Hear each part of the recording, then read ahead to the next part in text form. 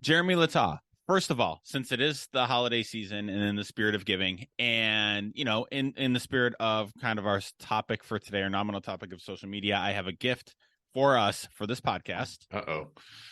I've got Oh, that's so good. So good. And it's a Christmas color wrapper, right? It is.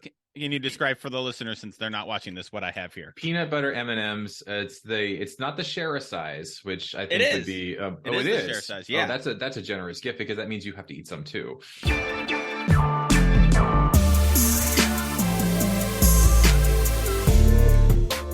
This is The Other 51. I'm Brian, and this week my guest is Jeremy Littau from Littau University.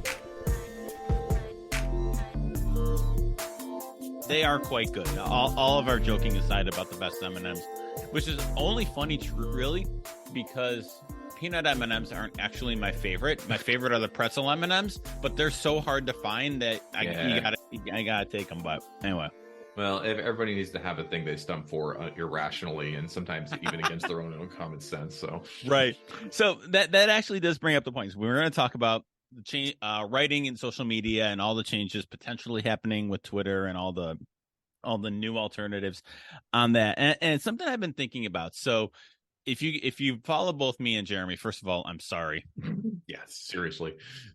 But you will know that we have an ongoing feud about peanut versus peanut butter M&Ms, and which ones are the best and which ones are our favorites. And I'm not going to spoil the bit, not to spoil the bit too much, but I think that, this is our good nature. This disagreement is a feature, not a bug of our friendship. I think we could say.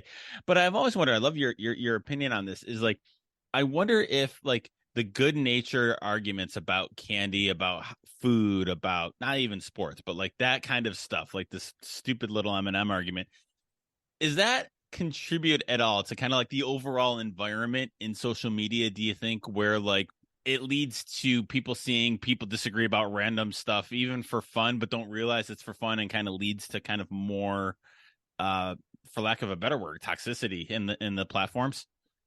Yeah, I mean, I would equate it to small talk, that if you think about like a more traditional way of thinking about community and gatherings, it would be something like a civic function or a mixer, for work, or, something that's happening in your town, like PTA meeting or something like that. And before or afterward, there's a lot of ways we get to know each other and our interests, right? And so what I think that those tend to be a little more formalized, right? Because that's only going to happen in certain times, right? If there's like a program for the event that you're at, you're not going to like stand up and, like in a PTA meeting, Brian and I are not going to stand up and debate the best kind of M&M peanut butter. And it's not an appropriate like use of that time, right? I mean, so where would that surface in a meeting like that? It's going to happen like before or afterward, right? Or during the intermission where there's snack time or something like that. And the probably what makes social media different is it flattens those discussions into a singular thing. It's all happening simultaneously. And so you and I can go from having a deep discussion about something that's related to our chosen industry of study to a kind of an off banter thing, or a conversation that intermingles those, and so in that sense, formal civic function, I think, gets kind of collapsed into those personal spaces. Now, to be fair, some people don't use social media like that, right? I mean, like LinkedIn is like, I'd like to announce, something that they've just done. And like, there's a whole culture there that is, to me, really gross. But it's a very much a kind of professional platform kind of space. And getting into like funny arguments about stuff is more the language of Twitter, more the language of Facebook, TikTok, Instagram type stuff. And so this doesn't straddle all social platforms, and it doesn't necessarily straddle even the way all people use social platforms. But I do think that kind of in aggregate, the culture of a place like Twitter, for example, is very much built on a place where there's casual discussion, there's funny discussion, there's very serious things happening, and it's all happening at once simultaneously in a feed that's very chaotic. Somebody I interviewed for I think it was my master's thesis now years ago, but said something really interesting. And this was back in 2011. So still kind of the early days of Twitter as a primary journalistic function. But it's like the interesting and tough thing about Twitter is that everything comes through at the same volume. Yep. whether it is, you and I arguing about M&M's peanut, or about, the president of the United States, encouraging an armed insurrection at the Capitol. They all kind of come through at the same volume. And I do find that as an interesting way to look at it. And it's a good kind of segue into, our nominal topic of social media and writing about it and writing for it. And so we're recording this. It's December 7th. Where do things kind of stand? You can give us the lay of the land with what's happening with Twitter and all of the, I guess primarily that. I mean, we can get into the other platforms. I know you're not on Facebook anymore, but kind of where things stand with Twitter and kind of like the alternative Twitterverse that's happening. So when they announced that Elon was going to buy Twitter the first time, the first of the 4 times or whatever back in March, I saw a lot of people saying, well, that's it, I'm done, and then they stuck around for another 8 months. But and I was pretty adamant I was in wait and see mode, and I think I still am there. Part of this is because I do think that your Twitter experience really differs depending on how you built what you built. Mm-hmm. And so I'm aware of the toxicity that happens in spaces. I'm aware of the harassment. I do occasionally face it, but honestly, I've been using the tools in ways that really kind of keep that stuff away from me if I don't want to see it. And so I'm not ignorant of it, and I definitely do think it's a problem, but I do think also that sometimes the people who are experiencing, I think, not the kind of harassment, or I guess seeing the kind of harassment, not experiencing, it's probably a better way of saying it. Like they see it, it's because of the way they build their network somewhat and the way they manage it. Experiencing it's a whole different deal. Like that's usually like a protected class type person, like like Black women, Black men, Jewish people online, like that they're facing a type of target harassment that has everything to do with their identity. So I think that's one of the ways I'm thinking about this right now, is I'm kind of sitting back and waiting to see at which point like things spill out into the wider network such that I can't avoid it anymore. To me, that's my exit to leave. Like that, if it's something where like, and it got really close to that with me, with Donald Trump back in about 2017, 2018. Like, resistance Twitter is one of the most annoying things I see. It's like, they think that they're people specifically going to create accounts to resist Donald Trump. I'm like, there's probably better ways to do that. But that, to me, that when the network effects actually overtake my ability to manage them out of my line of sight, that has always been kind of the way I think about it. What's going on, I think, broadly, here's how I think about it. So there's a migration happening. I think it's real.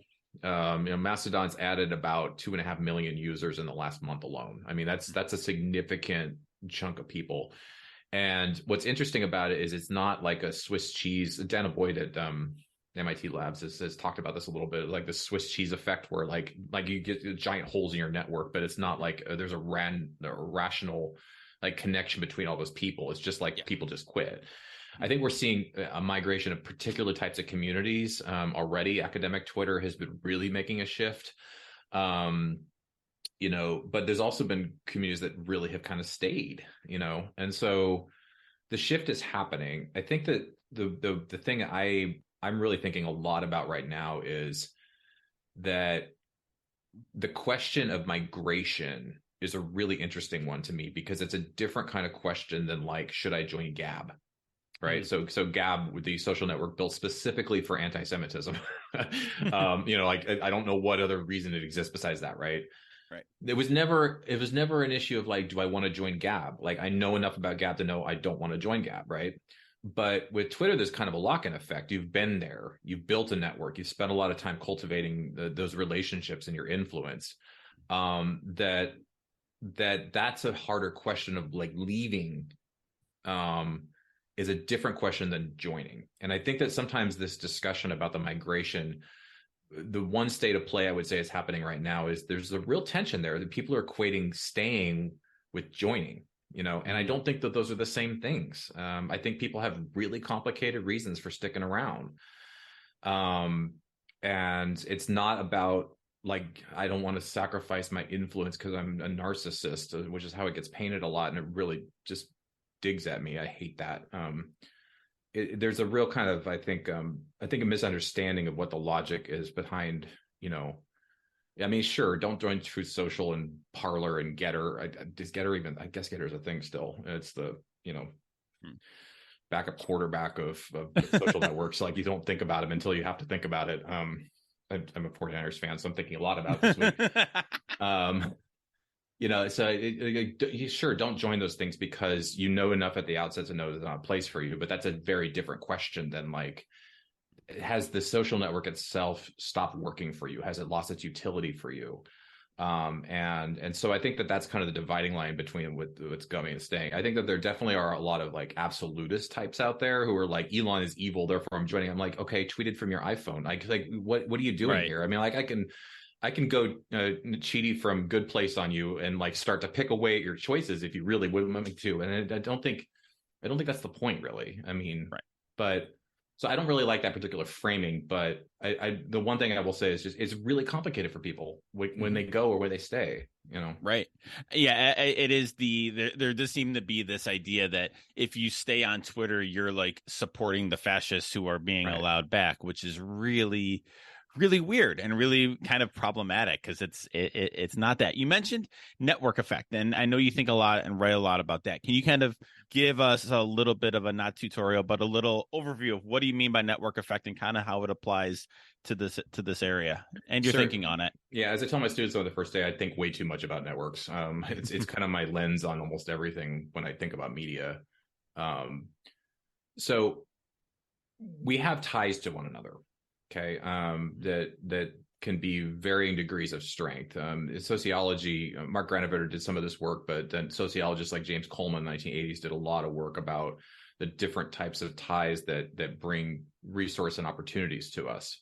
So strong ties are things like, belonging to a religious community, a family, like where you don't necessarily always get to choose those things, but they're really, really tightly built around shared values, shared interests, shared ideals, common purpose, things like that.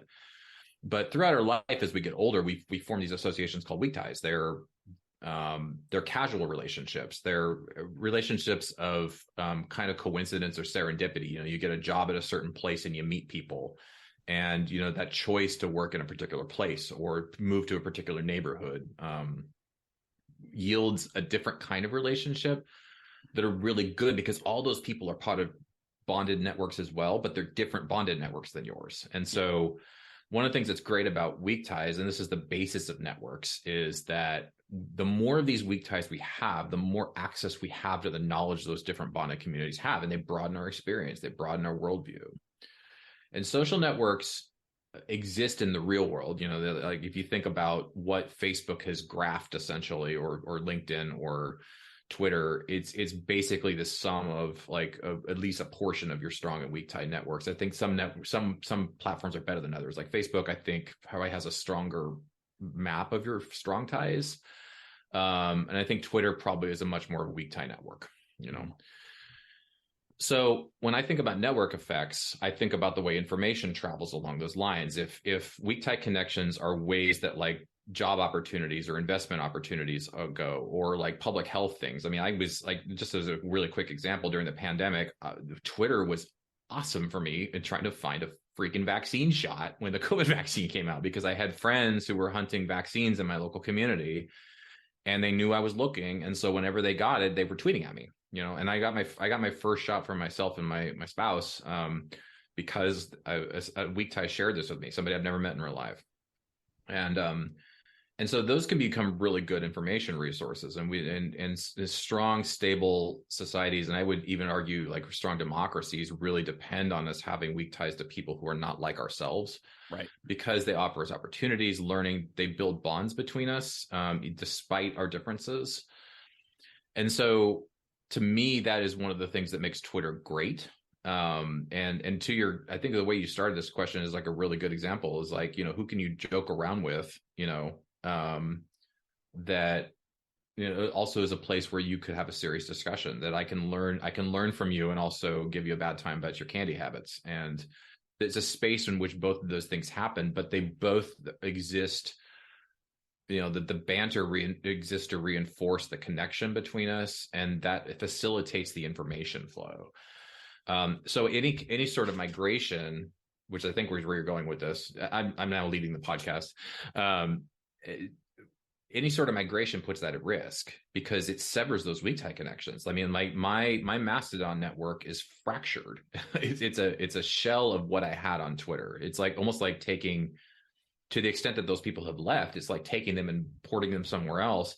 And now I have to exist in two different spaces, and there's no handshake that traverses those boundaries, right? And so like I'm like simultaneously existing as two different places, and like Twitter's magic was that it had us all in the same space. So that's the kind of thing that gets endangered in a migration, and unless we all jump to the new thing, which it ain't happening. I was gonna say to that point, it feels like you're more into like the Mastodon and the Hive and the post spaces than I am. I'm just starting kind of figuring out that space myself. But it's a weird situation where those weak ties are fractured in both places, right? So people leave Twitter, the migration that lessens the network, reduces those weak ties, all of that. But also on the new join on Mastodon, for example, not everyone's there. So like it's the early adopters. It's you, it's me, it's some other people in our academic world that are in on this, but it doesn't have that full on tie yet. And I feel like, for me at least, and your expertise is stronger on this network theory than I am, but it does feel like that's one big barrier to the migration, is that I go to the new joint and I'm like, this is not, my people aren't here. This isn't what I want to be here. So what am I doing here? And then it doesn't catch on. Right. I mean, there is a certain amount of privilege that comes with the ability to play with this technology. Yes. And learn a new space, right? I mean, it requires time, it requires resources, it requires a little bit of know-how. Mastodon is not easy. Like, it's like sign up for a server. Okay, what the hell does that mean, right? I mean, like, it's like there's terminology right at the start that is a barrier for entry for some people. Right. And to sorry to interrupt, but kind of play off of that, like you have to sign up for a server, which what? but also B, like, okay, my first thought was, did I pick the right server? Right. Like, I think I'm on Mastodon Social, which, because I got on through, I think you're where you are. But then there's a journalist one, which is a whole hot mess of stuff. There's an academic one, and then it's like help us navigate that. Like, how do you not which server to pick, but that just seems like such a barrier to entry that I'm like, it's a why bother situation. Right. And there's theoretically a way, like, if the way I would think about Mastodon servers is they are those bonded networks somewhat. I mean, they're still weak ties, but like in this analogy, we can think of them as communities that are closer knit, right? But you can follow people across servers. So you're creating a road for information to travel still. But, servers can block entire servers if they don't like them. Like the journalist one has gotten mass blocked by a few because they don't want to hear from journalists, right? So, Twitter is a space, again, where we all exist in the same space. There's universal search and discovery. And so anything on Twitter theoretically could surface in your feed, just through a weak tie connection. But unless Twitter itself banned or blocked that account, right? But now, you join an instance and they block someone, you don't even know that it happened. So, but for all intents and purposes, they don't exist in your socials graph, and they cannot exist. And so it's one of those things where, like, even if you figure out the server thing at the point of sign up, you still, unless you're aware of the architectural effects of that and its effect on the network effects, you really don't know what you're getting there. And so that's a big thing. I heard an analogy once that compared like the flight to Mastodon is like the flight to gated communities with the pool. That has historically has ties to the way like Black folks have been treated in this country. It's like it's a white flight to a digital media suburb, right? And I will tell you that you just mentioned a few of those examples. Like Post to me is incredibly white. Like they're trying, but there's just like not a lot of people like that I can get a diverse following like account on Twitter. Mastodon is kind of the same way. I think its tendency to balkanize you into certain communities of interest, mean that like, I mean, like the suggestion was like Black Twitter form their own server on Mastodon, which is incredibly stupid idea, because like all of a sudden then like if my server just randomly blocks Black Mastodon because of the stuff they're joking about, I mean, like you've probably been on Black Twitter, you know, it can get wild.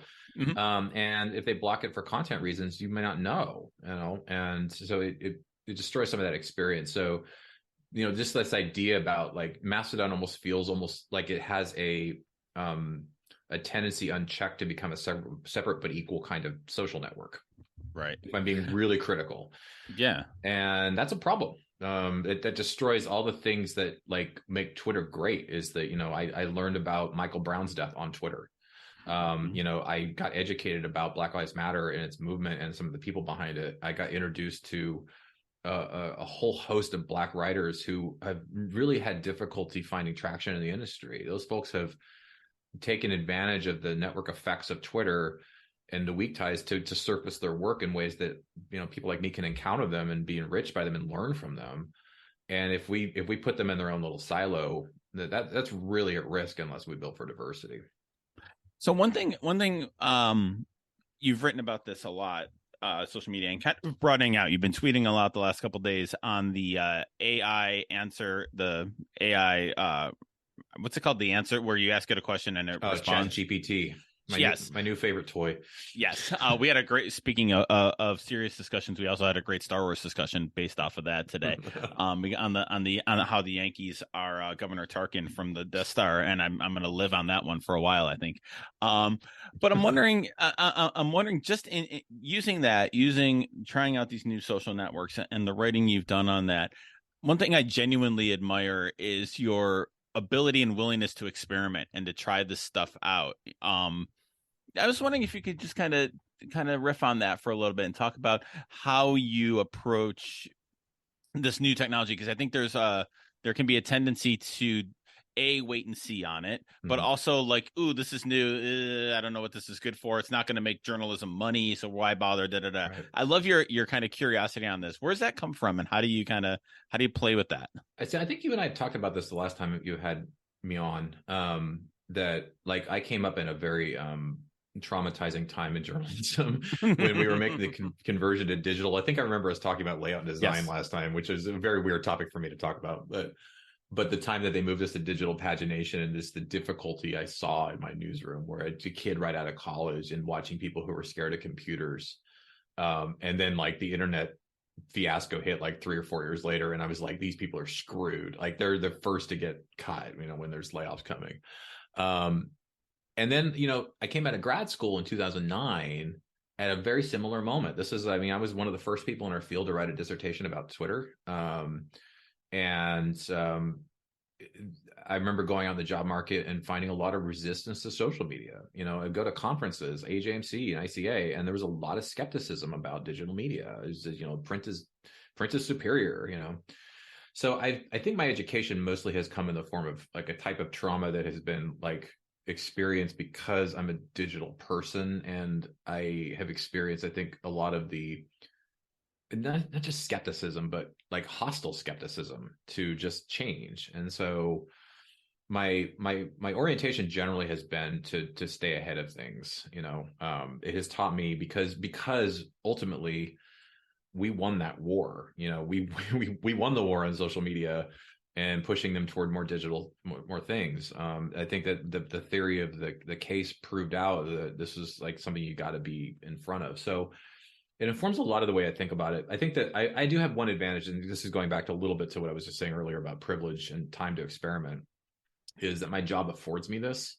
Yeah. And so I consider this part of my charge is to stay on top of things, so that my students are getting the best, most forward-thinking look at what's coming, you know, and I try to not just get them to think about a particular platform or skill, but to think about the future in general, and to think about it with a bent toward curiosity, you know. So next semester, for example, you know, we're going to play a lot with AI tools in my class. We're gonna create stuff. We're gonna use image generators like DALL-E 2 to teach ourselves how to have imagination for AI. And I think that that's really important for us because I think the core job what we do in journalism hasn't really changed a whole heck of a lot, but it's really just learning how to ask questions in different ways, learning how to think about problems in different ways. And the tools changed, and so we have to kind of be up with that, because the mode of production is gonna be wildly different in some cases. So I think that's a lot of it. I think the other piece of this I will say is that, like, so most of this is about me as an educator, and then the other part is about me as a public scholar. So the tweet thread I think you're referencing was from yesterday, and one of the things I said at the end of that is that with AI in particular, I'm trying to shift my students' mode from thinking about it in terms of being the actor to being the director. That's like, and to me, then I said, well, okay, if you've never been in theater or something like that, let's think about it as writer and editor, right? Like the person who writes the copy, who comes up with the words, versus the person who coaches the best words out of people, right? And so some of these tools that are coming require an editor skill, right? I mean, they require somebody who can ask questions and shape and get the best out of the writer. In this case, it could be a bot generating a Division III sports story, because we don't have the resources to cover those things anymore. So that is a skill set that I think that, like, thinking about ways to talk about this and shape the way the public sees these tools is a really important part of what I do, I think. Nobody has told me that's an important part. I think I've just decided that is, because it's using what little influence I have to try to help us avoid making the same mistakes of going back to 2006, 7, 8. Are bloggers journalists? And going to conferences and having these same dumb fights, about technology, and trying to what really is an attempt to pump the brakes on progress that you can't control anyway.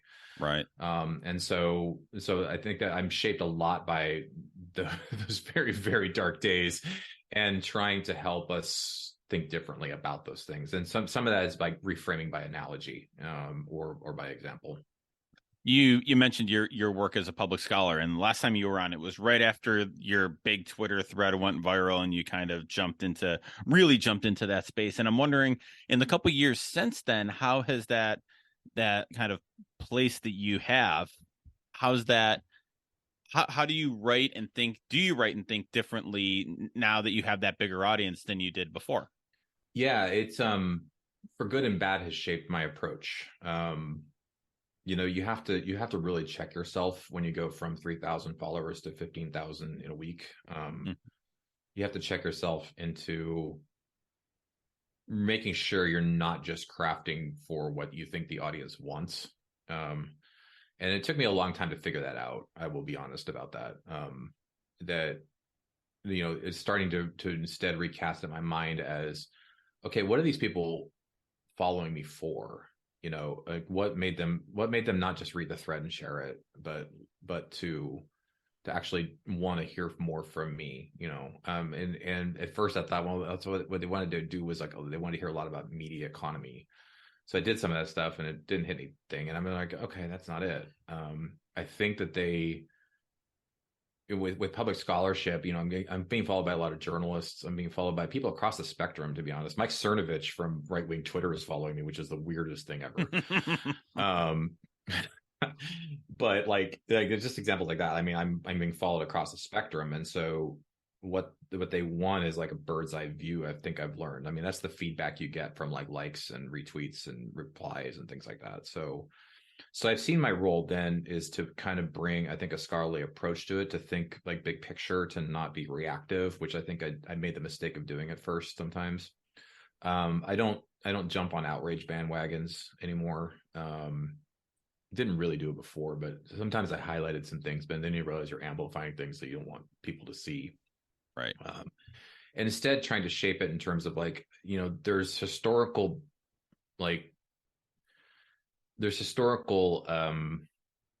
notes to almost everything that happens, right? And so to say this has actually all happened before, in some sense or another, and here's how we can think about it now because of that, I think is where I try to think about bringing value. But it's a real mixed bag, because I'm like a media economics guy on Twitter, even though I really never studied that. I think we talked about that before. It was really weird that was the thing I got known for.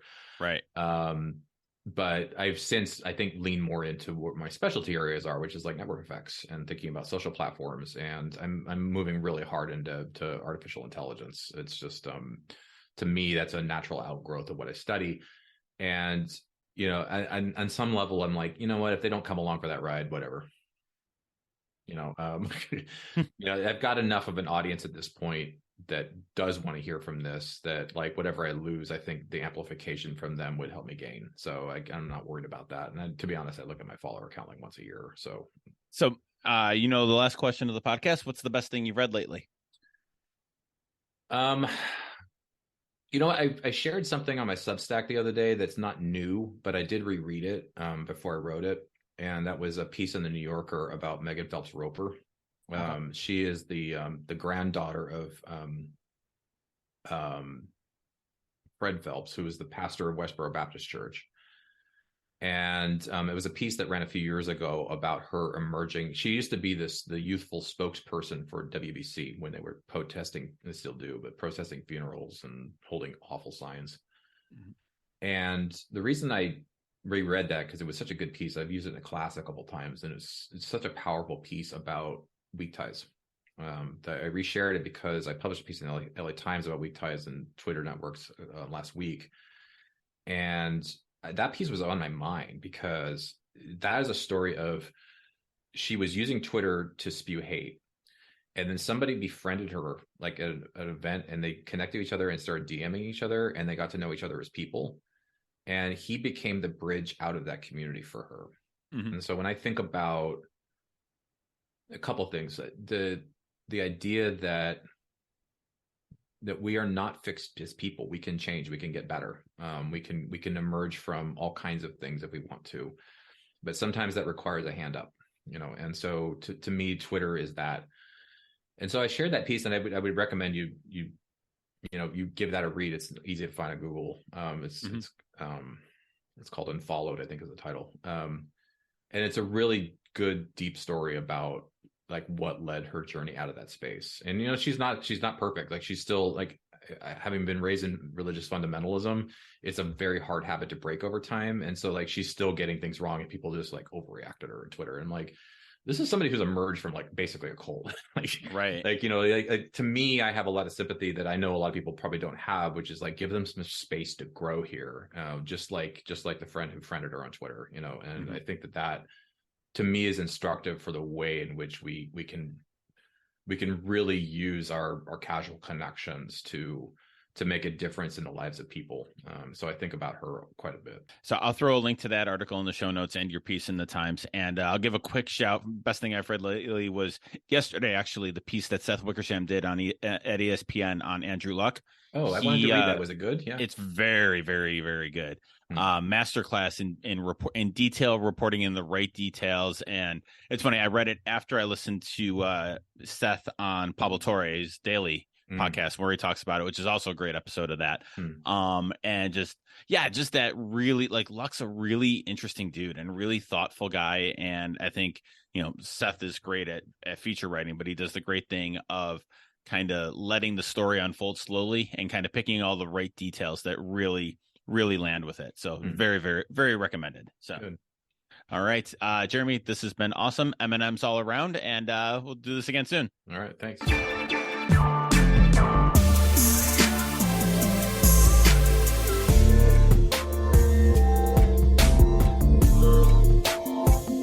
Thanks for listening to The Other 51. Show notes for this and all of our episodes can be found at sportsmediaguide.com by clicking on the Other 51 tab.